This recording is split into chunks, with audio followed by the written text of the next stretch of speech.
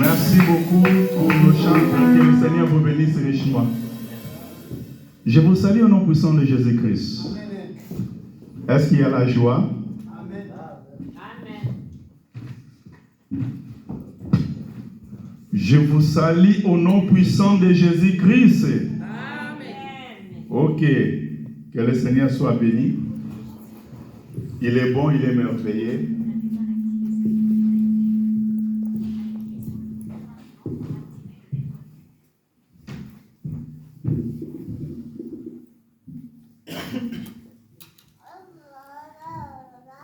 Ok.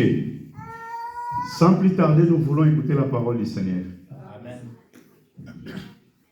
Mais avant de commencer, ce qu'on peut ajouter aujourd'hui, parce que nous sommes en train de parler sur la maturité spirituelle. Amen. Amen. Est-ce que ce qu'on a déjà parlé, ça rentre? Qu'est-ce qu'on a parlé dimanche dernier?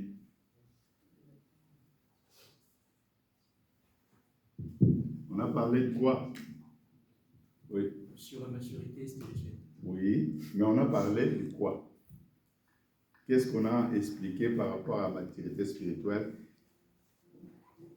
On a eu les sous-thèmes qu'on a déjà commencé à quelques temps. On a parlé de la Bible. Amen. Amen. Amen. Et qu'est-ce que vous avez compris par rapport à la Bible?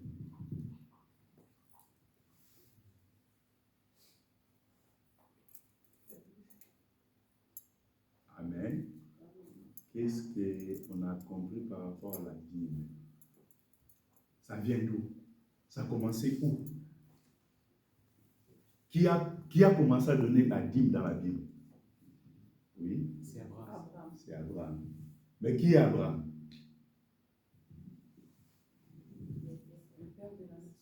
Le père de la multitude. Hein? Le père de la foi. C'est lui. Quand on parle de la foi, on parle de l'Abraham. Amen. Donc nous sommes aujourd'hui les fils et les filles d'Abraham. Amen.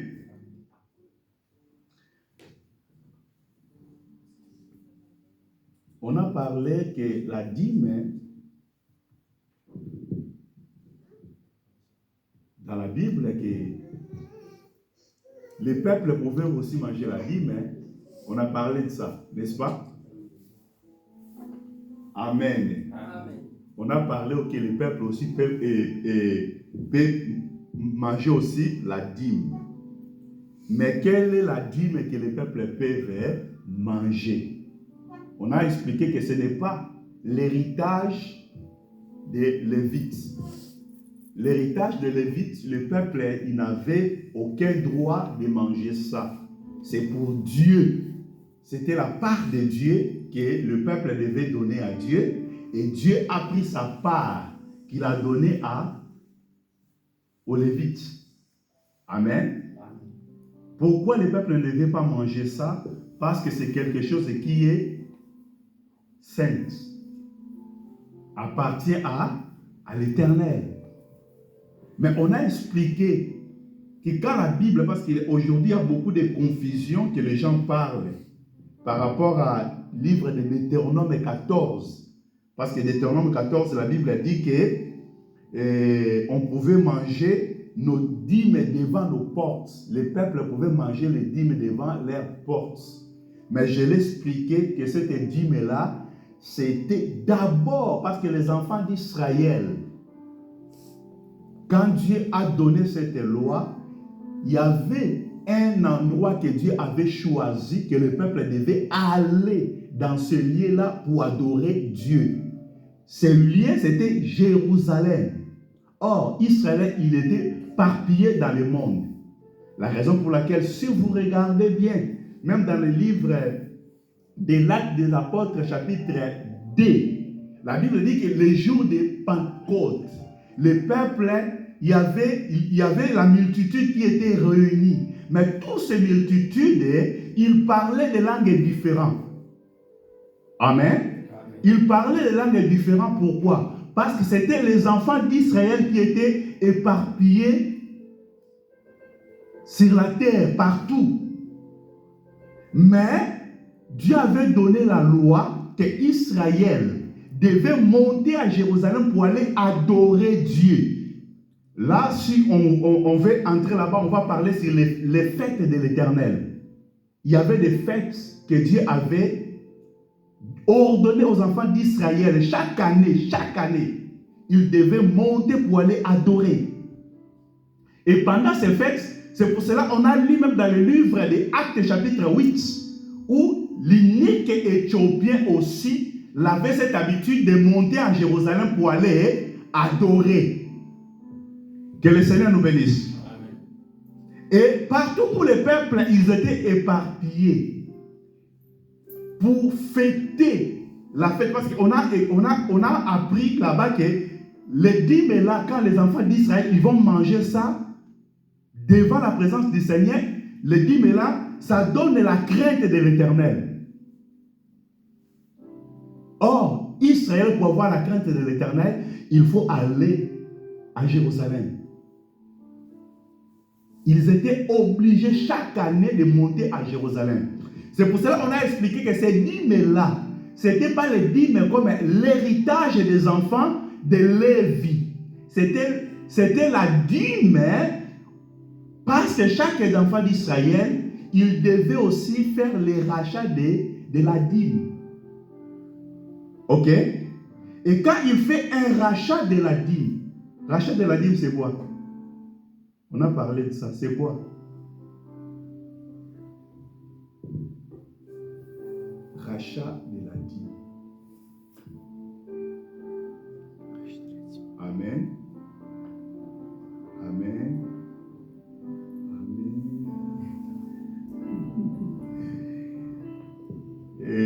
Mais j'avais donné des versets, vous n'avez pas gardé ça, parce que j'avais parlé que les enfants d'Israël, ils devaient racheter aussi leur dîme.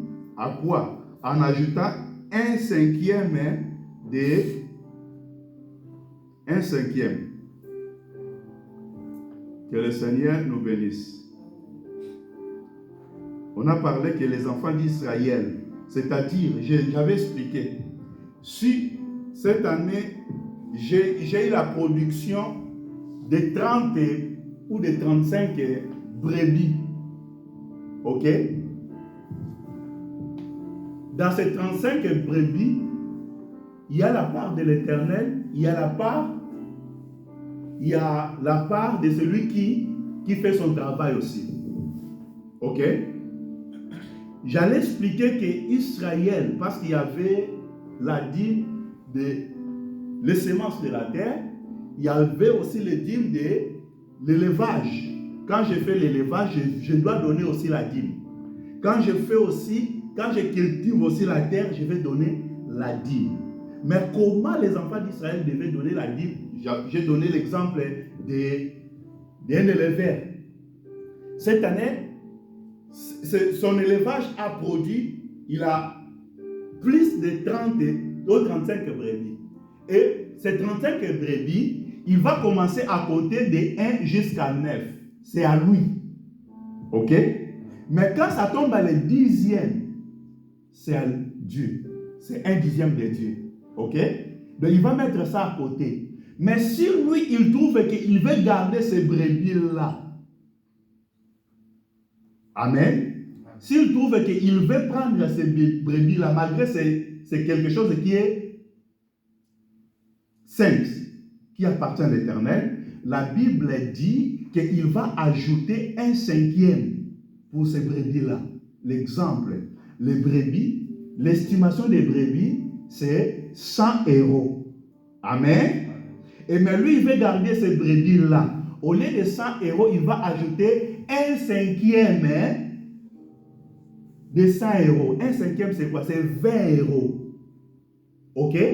Donc, les brebis-là, quand il donne maintenant devant le souverain sacrificateur 120 €, ça veut dire que les brebis-là, ça n'appartient plus à Dieu, c'est à lui. Amen. Mais j'avais expliqué qu'il faut qu'il fasse attention. ces brebis-là, il peut manger ça. Mais il ne va pas manger ça n'importe où. Amen. C'est là que la Bible dit qu'on peut manger les dîmes devant nos portes. Mais c'était la 3e année. Amen. Les dîmes, ce qu'il va manger là, ce n'est pas le salaire des Lévites. Il mange la dîme qu'il a rachetée. Mais comme c'est quelque chose qui est sain, il ne peut pas aller partager ça à n'importe qui. Amen. Amen. Mais on a vu aujourd'hui, vous savez que le système de ce monde, ils ont appris des choses auprès de notre Dieu. Amen. Ici, la France prospère. Pourquoi? Parce qu'il y a des gens qui travaillent et les gens qui donnent. Ils travaillent et ils donnent. Pourquoi? Parce que la caisse de notre pays a besoin des ressources pour faire fonctionner. C'est ça ce que Dieu avait aussi fait en Israël. Que la maison de Dieu devait fonctionner quand le peuple travaille et il donne. Que le Seigneur nous bénisse.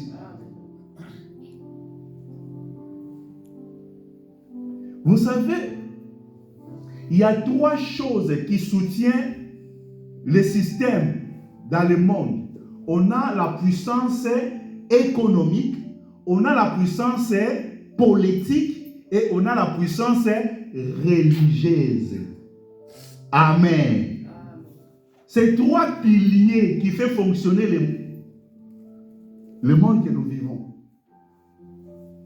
Ces 3 piliers. Je vais vous donner un verset parce que j'ai beaucoup parlé. J'aimerais qu'on commence d'abord par un verset. On va prendre 1 Samuel chapitre 8.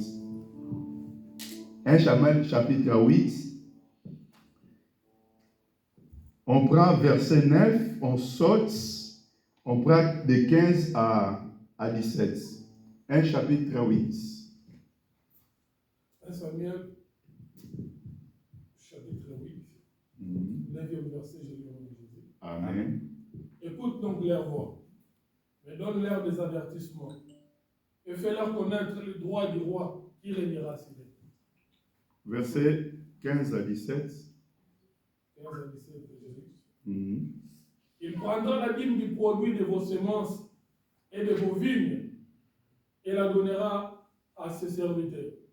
Il prendra vos serviteurs et vos servantes, vos meilleurs bœufs et vos ânes, et s'en servira pour ses travaux.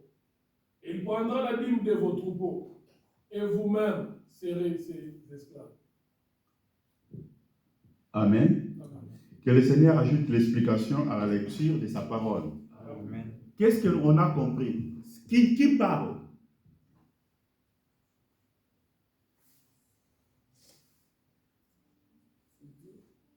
Oui, c'est Dieu qui parle. Mais à travers qui?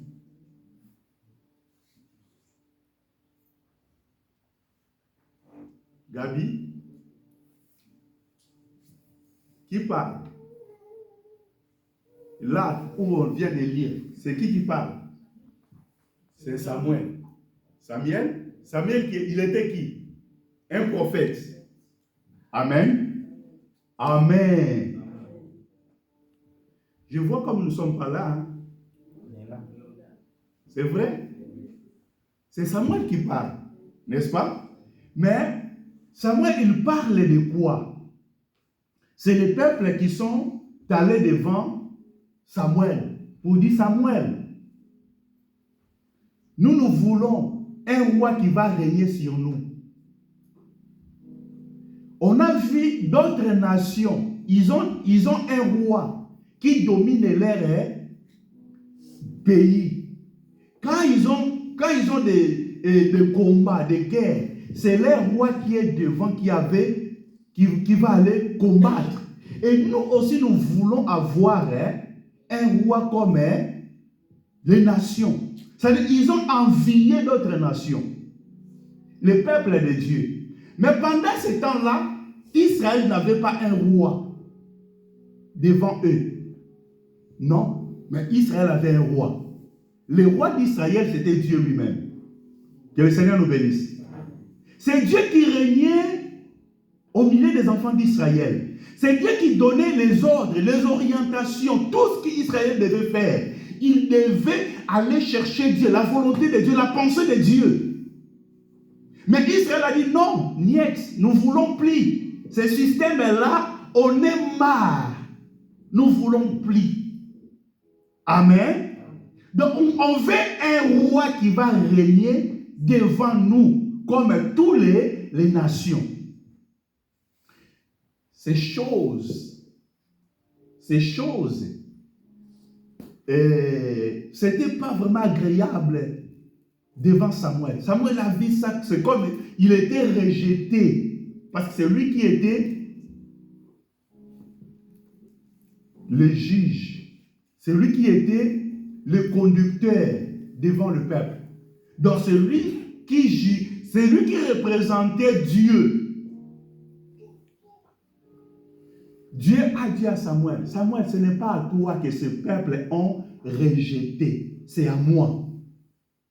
Amen. Mais toi, tu vas aller avertir ce peuple. Tu diras à ce peuple, le roi que vous voulez, qu'il soit comme le conducteur, voilà des choses qu'il fera pour vous. Il prendra vos dîmes. Dans les dîmes que vous donnez à moi, ça sera pris à moi. C'est le roi qui prendra, il va mettre ça dans son travail pour ses biens.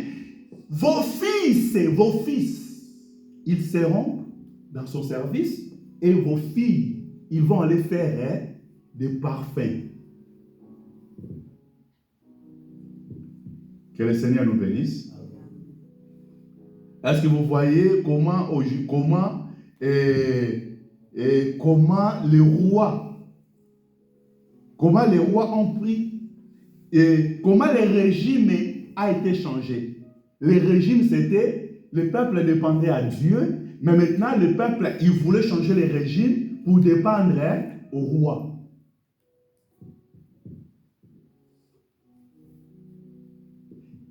Et ces choses, c'est ça aussi que Rome avait fait. Il contrôlait le pouvoir militaire, politique,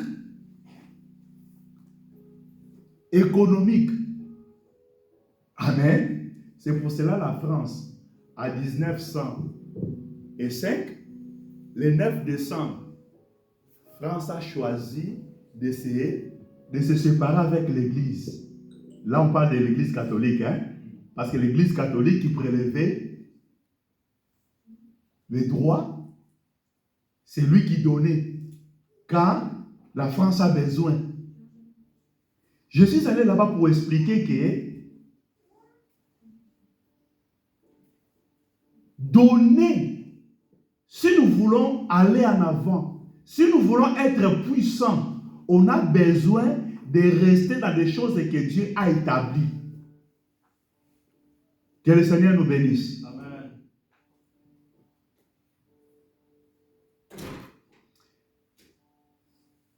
Si on peut aller plus loin, vous verrez que même quand l'Église a commencé, la Bible dit quoi?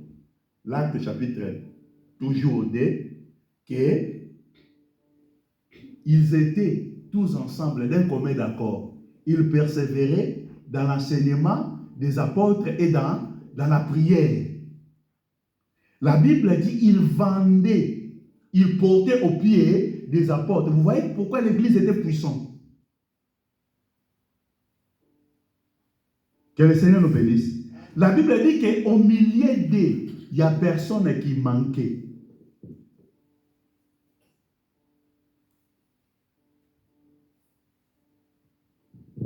Si vous allez voir, vous verrez que même à cause de ne pas obéir à ces choses, Saphira.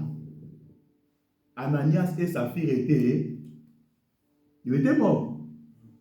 Amen.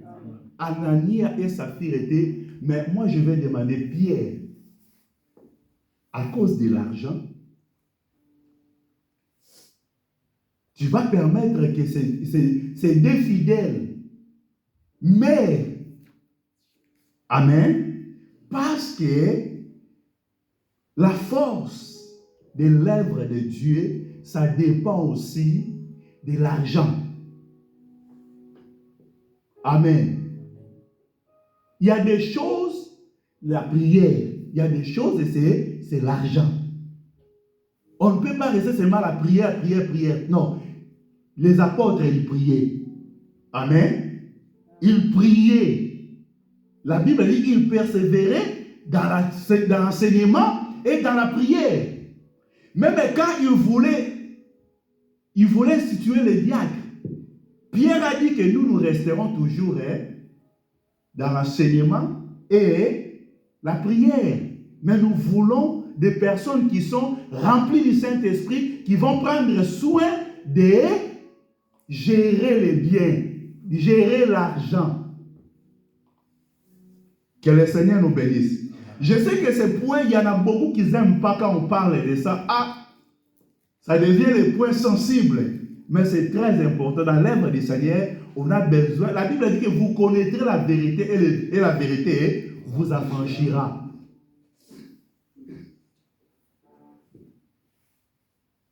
La prospérité, ça vient de la prière, de travailler et de donner à Dieu. Que le Seigneur nous bénisse. Amen. Je suis allé là-bas parce que la Bible dit dans les versets 1 Samuel chapitre 8, versets 15 à 17, il a dit qu'il prendra les dîmes de vos semences. Le roi, il prendra les dîmes de vos semences. Mais moi, je vois aujourd'hui, il y a des gens qui respectent bien l'État, qui donnent vraiment leurs droits. Chez nous, ici en France, même c'est les plis, ce n'est pas toi qui vas directement, c'est prélèvement à la source. Amen. C'est prélèvement à la source.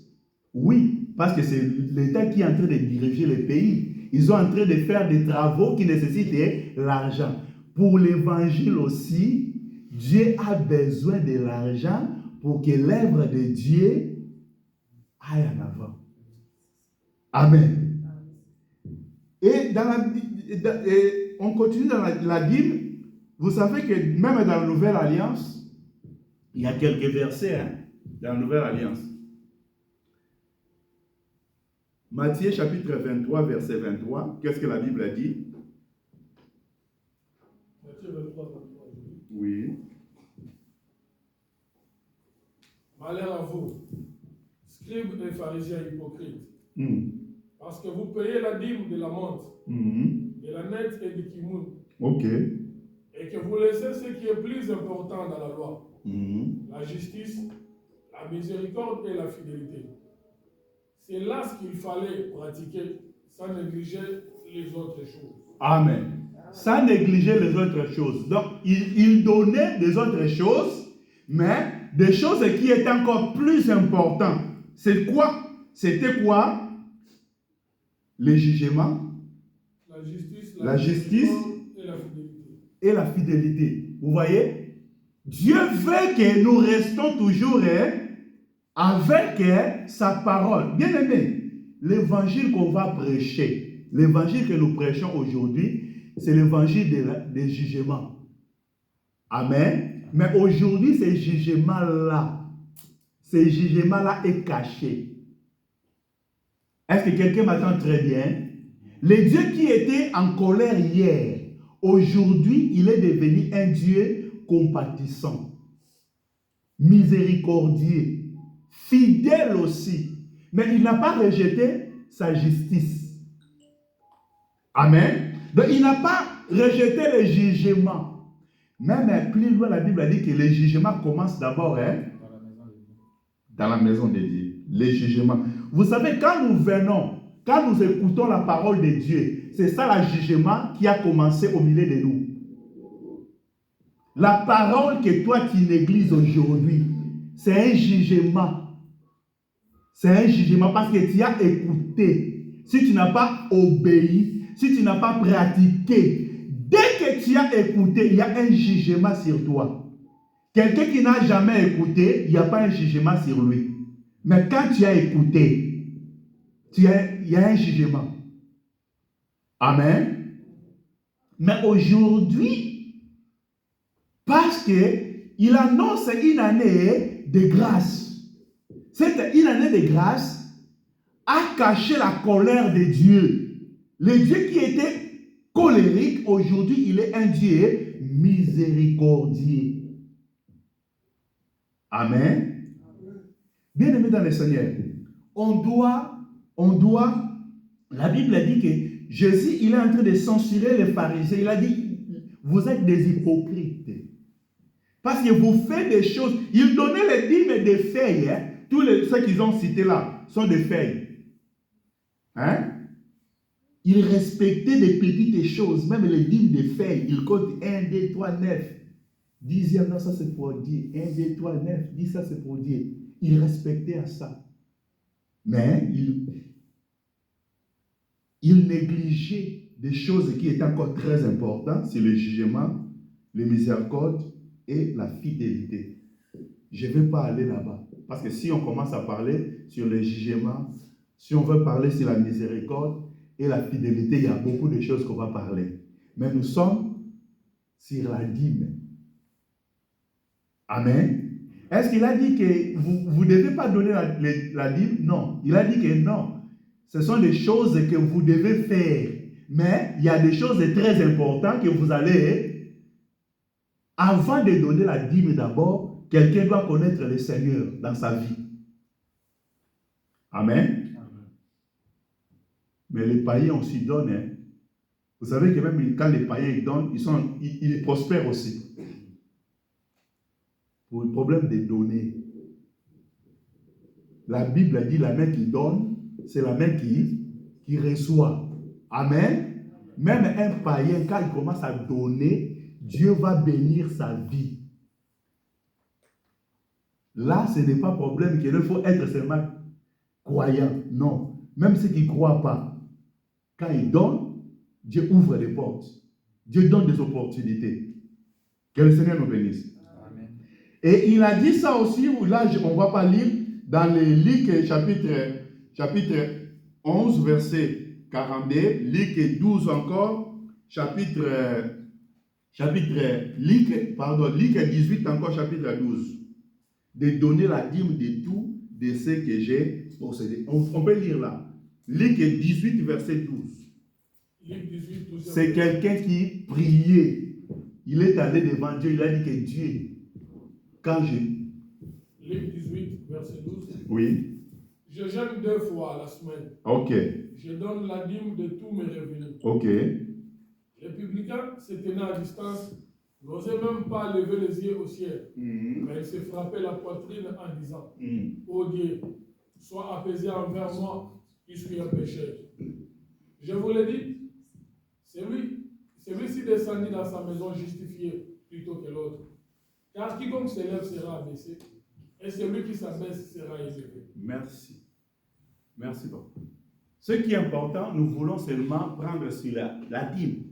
Parce que cet homme, ce pharisien, qui se tenait devant Dieu, pour dire, il a commencé à prier pour montrer ce qu'il fait.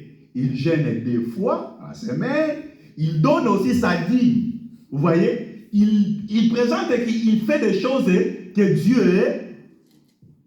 Dieu avait ordonnées. Mais seulement, il manquait que ce que Dieu attend de lui d'abord, c'est l'humilité. Amen. Parce que le publicain, c'est lui qui s'est baissé. Il a dit, je ne suis pas digne, Seigneur. Vous voyez? C'est là que Dieu avait agréé. C'est là que Dieu avait justifié. C'est-à-dire qu'on a besoin de donner à Dieu, de porter à Dieu, mais ce que Dieu attend de nous aussi, c'est l'humilité. Ce n'est pas que quand tu donnes, tout le monde... Il faut que tout le monde sache ce que tu as fait. Non. Amen. Il faut donner, mais avec toute humilité. Est-ce qu'on est d'accord? Amen. Nous allons prendre maintenant le livre des Hébreux chapitre 7. Hébreux chapitre 7. Nous lisons des premiers jusqu'à 9e verset. Hébreux chapitre 7, à partir du premier verset. En effet, c'est Melchisedec, roi de Salem, sacrificateur du Dieu très haut, qui alla devant Abraham lorsqu'il revenait de la défaite des rois, qui le bénit, et à qui Abraham donna la dîme de tout, qui est d'abord roi de justice, d'après la signification de son nom, ensuite roi de Salem, c'est-à-dire roi de paix, qui est sans père, sans mère, sans généalogie, qui n'a ni commencement de jour ni fin de vie, mais qui est rendu semblable au Fils de Dieu. C'est Melchisedec, demeure sacrificateur à perpétuité. Considérez combien est grand celui auquel le patriarche Abraham donna la dîme du temps. Seul du fils de Lévi qui exerce le sacerdoce ont, d'après la loi, l'ordre de lever la dîme sur le peuple, c'est-à-dire sur leurs frères, qui cependant sont issus des reins d'Abraham. Amen. Que le Seigneur nous bénisse. Amen. Là, la Bible nous parle de Lévi. Mais avant de parler de Lévi, la Bible dit que c'est Lévi qui prélevait les dîmes devant ses frères. Mais c'est Lévi avait aussi donné la dîme à travers son père. Amen. Amen. Donc là, la Bible nous parle de la dîme que les Lévi prélevaient. Donc, c'est-à-dire, Lévi, ils avaient cet droit de prélever la dîme. On a déjà partagé par rapport à Melchisedec dans le livre de Genèse chapitre 14.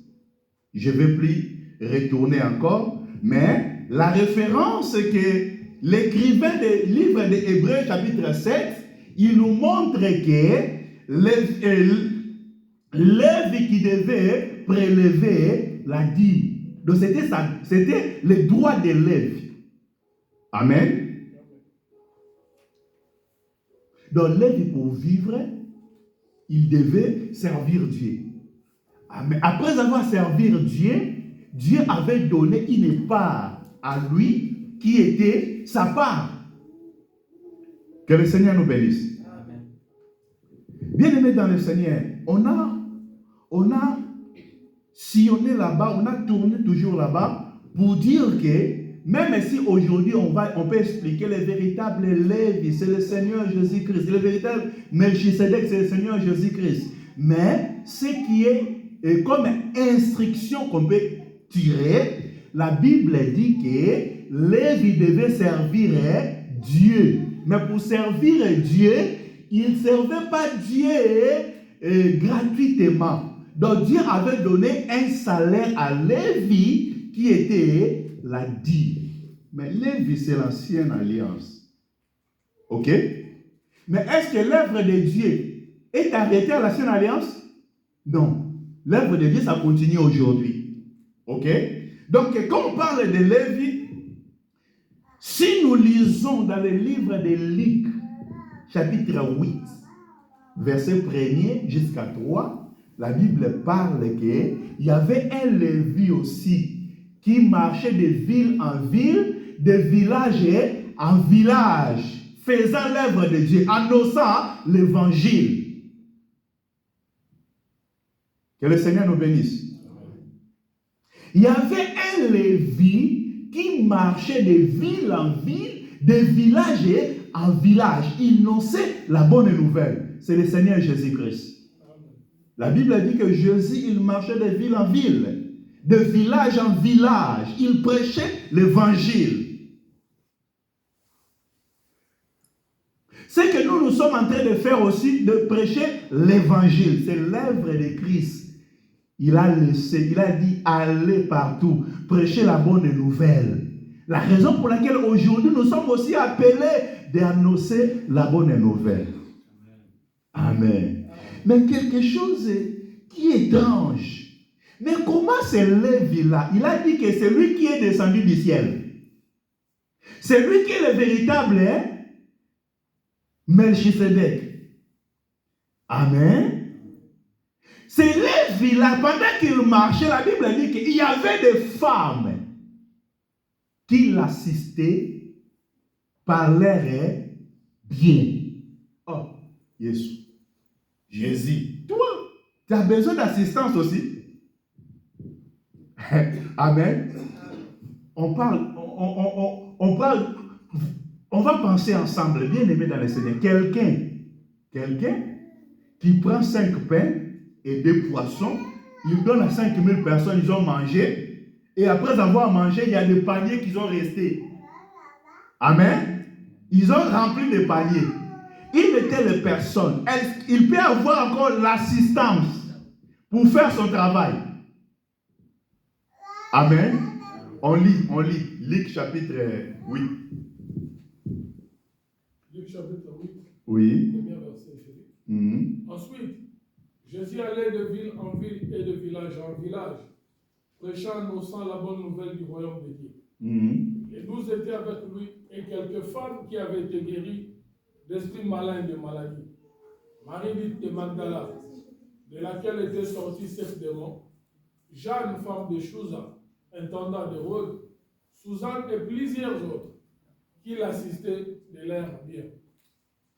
Que le Seigneur ajoute l'explication à la lecture de sa parole. Bien-aimé dans le Seigneur, la première des choses que je vois que ces femmes qui assistaient le Seigneur Jésus-Christ, ils étaient guéris de leur infirmité.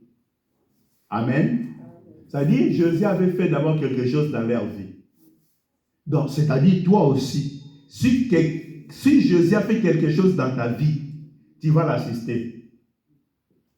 Amen. Est-ce qu'il y a quelqu'un qui a vu déjà la main de Dieu dans sa vie, dans ses lieux? Est-ce qu'il y a quelqu'un qui a mis déjà la main de Dieu dans sa vie? Bien aimé, si tu as vu la main de Dieu, tu vas servir le Seigneur. Servir là, ce n'est pas seulement l'argent. Hein. Même ta présence dans le culte, c'est servir Dieu. On a des programmes dans l'église. On a des travaux, même nettoyer, aspirer la salle. On a beaucoup de choses. Servir Dieu, il faut que quelqu'un, c'est quelqu'un qui a déjà expérimenté la main de Dieu. Si tu n'as jamais expérimenté la main de Dieu, tu ne serviras jamais le Seigneur. La Bible dit que ces femmes, ils étaient guéris de leur infirmité. Donc, dans leur manquement, il manquait chacun, elle manquait quelque chose. Jésus a fait quelque chose dans leur vie. Quelqu'un que Jésus a fait quelque chose dans sa vie, il ne sera pas quelqu'un de poussé pour servir le Seigneur, pour venir adorer. Amen. Bien aimé, la Bible dit que Jésus, il marchait de ville à ville, il allait de ville à ville et de village en village, prêcher la bonne nouvelle. La Bible dit que 12 étaient avec lui. Il y avait 12. Vous aimez toujours l'explication, 12 c'est quoi? C'est le fondement. 12, c'était les apôtres qui marchaient avec lui. Les 12 sont là pour donner.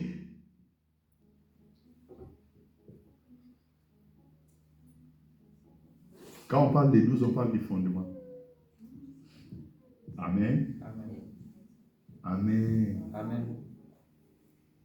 La Bible dit que plusieurs d'autres qui l'assistaient de leur bien. Bien-aimé dans le Seigneur, l'évangile a besoin de tes biens. Comme tu donnes tes biens dans le pays, tu contribues, tu travailles, tu portes ta contribution dans les pays pour construire les pays. L'évangile aussi a besoin de tes participations pour que l'évangile soit encore annoncé. C'est comme je vous ai parlé, la salle que nous réunissons, nous payons. Il faut penser que je dois travailler. Quand je gagne quelque chose, je vais aller contribuer dans la salle. Parce que moi, je ne sais pas. Quelqu'un, j'ai déjà parlé à ça. Quelqu'un qui travaille, il vient dans notre culte, il prie. Ça dit, il peut dire qu'il est notre frère ou notre sœur, mais il ne contribue jamais pour payer la salle. Comment je peux considérer cette personne, il aime l'œuvre du Seigneur? Comment? Amen. Comment on peut considérer que cette personne aime que cette œuvre aille en avant? C'est impossible. Que le Seigneur nous bénisse. Bien aimé, écoutez, on va prendre maintenant, on va lire, c'est l'enseignement, hein. Mais malheureusement que des versets que nous donnent, on est en train de donner, vous n'avez rien à écrire, après ça vole. Amen. Non, il faut écrire. L'enseignement, c'est très important. Il faut écrire. On a parlé que le Seigneur lui-même avait besoin de l'assistance. Cette œuvre que nous sommes en train de faire ici a besoin de l'assistance. Amen. Jésus, c'est lui qui est venu du ciel, mais avait besoin de l'assistance pour que l'œuvre aille en avant. Il avait besoin, la Bible dit qu'il marchait avec les 12, non seulement avec les 12, avec les femmes aussi. L'évangile a besoin de femmes qui vont pousser que l'évangile vaille plus loin. Que le Seigneur nous bénisse. Matthieu chapitre 10, Jésus envoie ses disciples. Il envoie ses disciples, Matthieu chapitre 10, versets 40 à 42. Il a dit, celui qui vous reçoit, moi je vous envoie. Celui qui vous reçoit, me reçoit. Celui qui me reçoit celui qui m'a envoyé. Vous voyez? C'est comme c'est une chaîne. Hein? Lui, il a été envoyé quand il a pris le corps, quand il faisait ce travail-là. Et après avoir, lui, fait ce travail, il a choisi encore des hommes qu'il a envoyés. Si nous sommes ici, annoncer l'évangile, parce qu'il nous a envoyés. Mais il donne une promesse à ceux qu'il a envoyés. Il a dit comme ça, allez là où des portes seront ouvertes, entrez dans ce lieu-là. Amen. Donc quand vous entrez là-bas, cette personne-là, il reçoit à moi, pas à vous. Est-ce qu'on peut lire? Matthieu chapitre 10, versets 40 à 42. Matthieu 10, 40 à 42, j'ai dit. Amen. Celui qui vous reçoit, me reçoit. Et celui qui me reçoit celui qui m'a envoyé. Amen. Celui qui reçoit un prophète en qualité de prophète recevra une récompense de prophète. Et celui qui reçoit un juste en qualité de juste recevra une récompense de juste. Et quiconque donnera seulement un verre d'eau froide à l'un de ses petits, parce qu'il est mon disciple, je vous le dis en vérité, il ne perdra point sa récompense. Amen. Est-ce qu'on peut applaudir le Seigneur?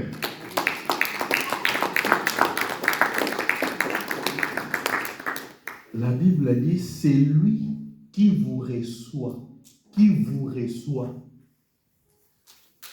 Amen. Celui qui vous reçoit, me reçoit. Celui qui reçoit, c'est lui. Celui qui me reçoit, de celui qui vous reçoit, me reçoit. Et celui qui me reçoit celui qui m'a envoyé. Et celui qui reçoit un prophète, en qualité d'un prophète, il reçoit la récompense en qualité d'un prophète. Amen. Amen. Donc celui qui reçoit un lévite, en qualité d'un lévite, il reçoit la récompense d'un lévite.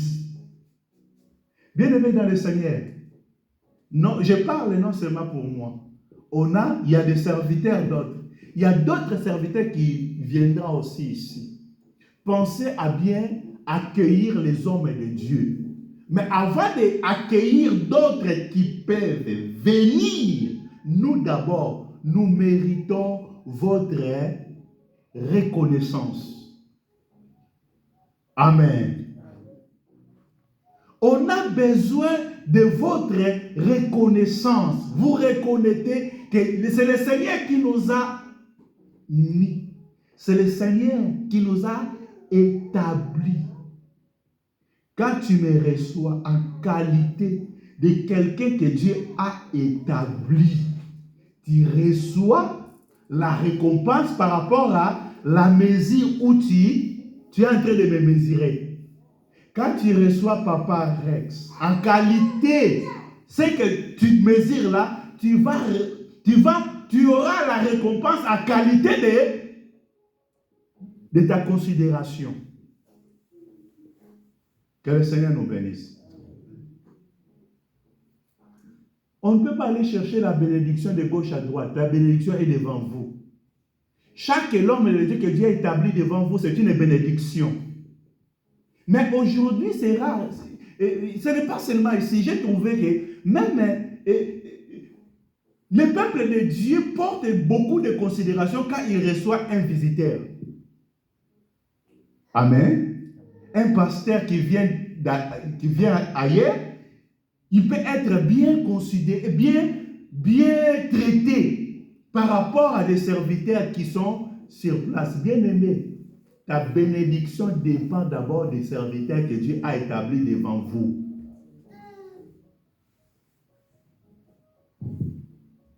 Est-ce que ça rentre? Est-ce que je suis long ce matin? Amen. J'aimerais prendre encore quelques versets, un autre verset. Mais jusque-là, on a bien compris? 1 Corinthiens chapitre 9. 1 Corinthiens chapitre 9. Nous commençons à premier verset jusqu'à 14. C'est long. Qu'est-ce que la Bible dit? 1 Corinthiens chapitre 9. À partir du premier verset. Ne suis-je pas libre? Ne suis-je pas apôtre? N'ai-je pas vu Jésus notre Seigneur?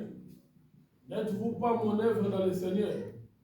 Si pour d'autres je ne suis pas apôtre, je le suis au moins pour vous, car vous êtes le sceau de mon apostolat dans le Seigneur. C'est là ma défense contre ceux qui m'accusent. N'avons-nous pas le droit de manger et de boire? N'avons-nous pas le droit de mener avec nous une sœur qui soit notre femme, comme font les autres apôtres et les frères du Seigneur et Céphas? Ou bien est-ce que moi seul et Barnabas, nous n'avons pas le droit de ne point travailler? Qui jamais fait le service militaire à ses propres frères? Qui est-ce qui plante une vigne et n'en mange pas le fruit? Qui est-ce qui fait paître un troupeau et ne se nourrit pas du lait du troupeau? Ces choses que j'ai dites n'existent-elles que dans les usages des hommes? La loi ne les dit-elle pas aussi? Car il est écrit dans la loi de Moïse, tu n'amuseras pas le bœuf quand il foule les grains. Dieu se met-il en peine de bœuf? Ou parle-t-il uniquement à cause de nous? Oui, c'est à cause de nous qu'il a été écrit que celui qui laboure doit labourer avec espérance, et que celui qui foule les grains, fouler avec l'espérance d'y avoir part. Si nous avons semé parmi vous les biens spirituels, est-ce une grosse affaire si nous moissonnons vos biens temporels? Si d'autres jouissent de ces droits sur vous, n'est-ce pas plutôt à nous d'en jouir? Mais nous n'avons point usé de ces droits. Au contraire, nous souffrons tout, afin de ne pas créer d'obstacles à l'évangile de Christ. 13. Oui. Ne savez-vous pas que ceux qui remplissent les fonctions sacrées sont nourris par les temples? que ceux qui servent à l'autel, on part à l'autel. Et même aussi, le Seigneur a ordonné à ceux qui annoncent l'évangile de vivre de l'évangile. Applaudissons le Seigneur pour cette parole.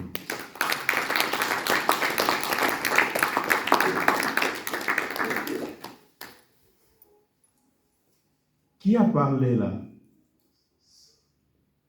1 Corinthiens chapitre 9. C'était livré. Qui avait écrit ça? Hein? Paul.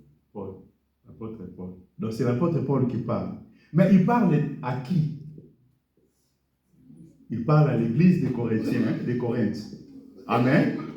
Mais les reproches, c'était quoi? Qu'est-ce que Paul voulait voir devant ce peuple-là? Qu'est-ce qui s'est passé? Amen. Qu'est-ce qui s'est passé dans cette église? Paul, il servait là-bas. Mais il y a des choses qui s'est passées dans cette église. C'est que Paul, il voulait faire reproche à ce peuple. Amen. Paul, il voyait qu'il y a d'autres apôtres qui prêchaient la parole, qui vivaient leur droit de l'évangile. Amen. Ils prêchaient la parole et derrière le peuple, ils portaient aussi leurs biais pour soutenir leur ministère. Mais Paul, il regarde son ministère, il regarde Barnabas, il trouve que le peuple ne porte pas devant eux. Amen. Mais il commence à demander, est-ce que moi aussi je suis apôtre? Au moins je ne suis pas apôtre. Est-ce que je suis l'apôtre comme eux? Au moins je ne suis pas apôtre. Amen. Mais il a dit, si je ne suis pas apôtre, vous êtes l'œuvre des mots de mon apostolat. Que le Seigneur vous bénisse. Bien aimé, réunir les gens, ce n'est pas... Il y a beaucoup qui pensent que réunir les gens, c'est petite chose.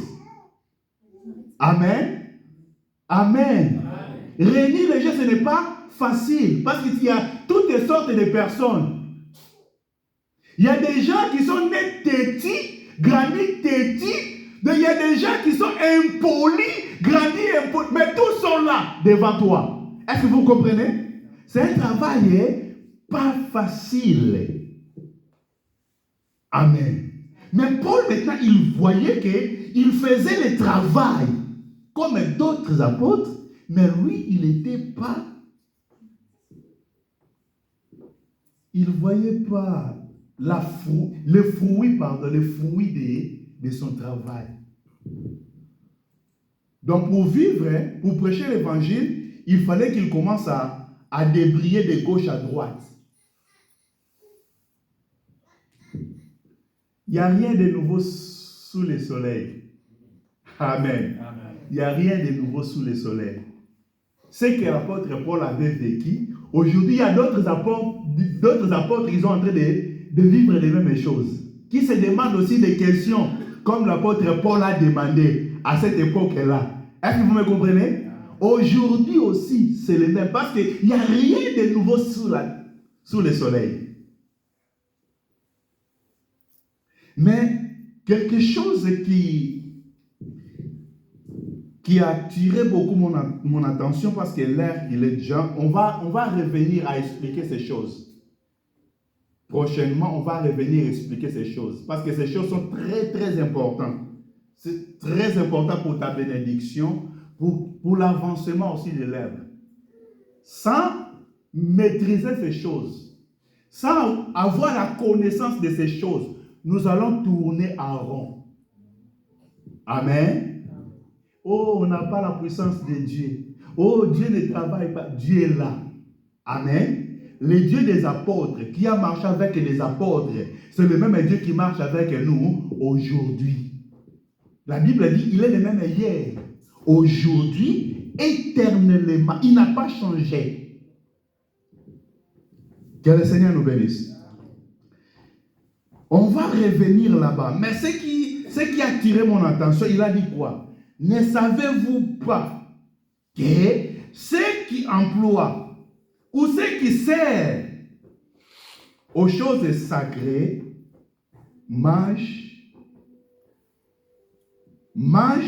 de ce qui vient du temple. Et ceux qui servent à l'autel, on leur part de l'autel. De même aussi, le Seigneur a ordonné. Le Seigneur a ordonné. Ordonné quoi? À ceux qui annoncent l'évangile de vivre de l'évangile. Ceux qui annoncent l'évangile doivent vivre de l'évangile. C'est le Seigneur qui a ordonné. C'est le Seigneur qui a ordonné. Amen. Donc c'est une recommandation. Ce n'est pas quelque chose de négocier, non. C'est le Seigneur qui a ordonné. Ceux qui vivent, ceux qui prêchent l'évangile doivent vivre de l'évangile. Doivent vivre de l'évangile. Amen. Bien-aimés, nous voulons prier. Nous sommes en train de parler sur la maturité. La maturité, il va nous aider à comprendre que ceux qui vivent dans l'évangile doivent vivre dans l'évangile. Donc si j'ai été enseigné, je dois porter aussi, plus loin, bien-aimé Paul a dit, si on a donné des choses spirituelles, est-ce qu'on ne peut pas moissonner des choses temporaires? Nous prêchons l'évangile, nous voulons aussi vivre le fruit de l'évangile que nous prêchons. On ne va pas vivre le fruit de l'évangile à l'éternité, non. Dieu nous a donné la promesse de centuple aujourd'hui et plus loin la vie éternelle. La vie éternelle. Il n'y a plus de temps. Si je commence à parler, on manquera de temps. Vous savez, Joseph a eu des songes. Hein? Premier songe, c'était quoi? Il a vu les gerbes. Donc Joseph, il régnait devant les gerbes. Ok? Ça, c'est le premier songe. Et deuxième songe, Joseph, il régnait devant les étoiles.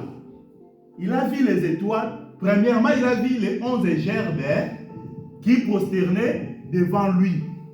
Ok? Et deuxième songe, il a vu les étoiles, la lune et le soleil qui se prosternaient encore devant lui. C'est-à-dire, on a deux bénédictions. La bénédiction de la terre et la bénédiction du ciel, des ciels. On ne peut pas régner dans le ciel si on n'a pas régné sur la terre. Que le Seigneur nous bénisse. Attention, si tu n'es pas expérimenté la bénédiction de Dieu ici sur la terre, c'est suspect pour toi. Parce que tu peux rater aussi l'enlèvement. Hein? Parce que quand tu manques ici, tu seras jaloux. Est-ce que vous me comprenez bien? Quand tu vois l'autre en train de prospérer, toi, le cœur, ça commence à gonfler. Au lieu de louer le Seigneur qui l'a béni, toi, tu ne veux pas donner le mec comme on parle à l'Igra là-bas, beaucoup à ma carte, le mec qui est pire là, qui ne veut pas donner. Et l'autre, la Bible dit, celui qui donne librement, il devient riche. Et maintenant, tu vas voir quelqu'un qui est en train de prospérer. Au lieu de louer le Seigneur, ton cœur sera rempli de colère et de la haine. Et la haine là va te priver le royaume des cieux. C'est pour ça qu'il faut ouvrir ton cœur. Et ouvrir aussi ta main. Est-ce que vous me comprenez très bien? On a besoin que tu sois béni sur la terre. Si des petites choses on n'arrive pas à faire, mais comment on réaliser de grandes choses? Si la salle qui coûte 1000 euros, on n'arrive pas à payer une salle de 1000 euros, est-ce qu'on peut maintenant acheter une salle de $1 million? Maintenant, quand on voit les autres qui ont des salles d'1 million de dollars, sont des magiciens. Non, c'est toi qui es sorcier. Est-ce que vous me comprenez bien? Les gens qui ne réussissent pas, ils deviennent des sorciers. Dans la famille, s'il y a des autres qui ne réussissent pas, ils deviennent l'ennemi de celui qui réussit dans la famille. C'est pour cela, dans la famille, il faut que tout le monde réussisse. Est-ce que vous me comprenez bien? Dans une maison, s'il y a une personne seulement qui a réussi, il y a de la jalousie. Pourquoi toujours lui? Est-ce que vous me comprenez bien? On a besoin de vivre la bénédiction de la terre. Joseph a commencé à régner d'abord sur les gerbes. Avant d'aller régner sur les étoiles. Il n'y a pas le ciel si tu n'es pas béni sur la terre. Je te dis vrai, tu seras jaloux. Tu auras des obstacles. On a besoin d'aller plus loin. On a besoin de réaliser de grandes choses. Mais toutes ces choses, ça commence à toi, les petits que tu as là. Il faut apprendre à servir le Seigneur avec ça. Que le Seigneur nous bénisse. Nous allons prier le Seigneur. Nous allons revenir là-bas parce que je n'ai rien expliqué par rapport à 1 Corinthiens. Parce que 1 Corinthiens, ce n'est plus la loi. Hein? Là, c'est la grâce. C'est la grâce. On va venir expliquer là-bas. Bien aimé, on a besoin que Dieu fasse quelque chose de différent dans ta vie. Nous allons prier. Remercier le Seigneur pour la parole que Dieu nous a donnée ce matin.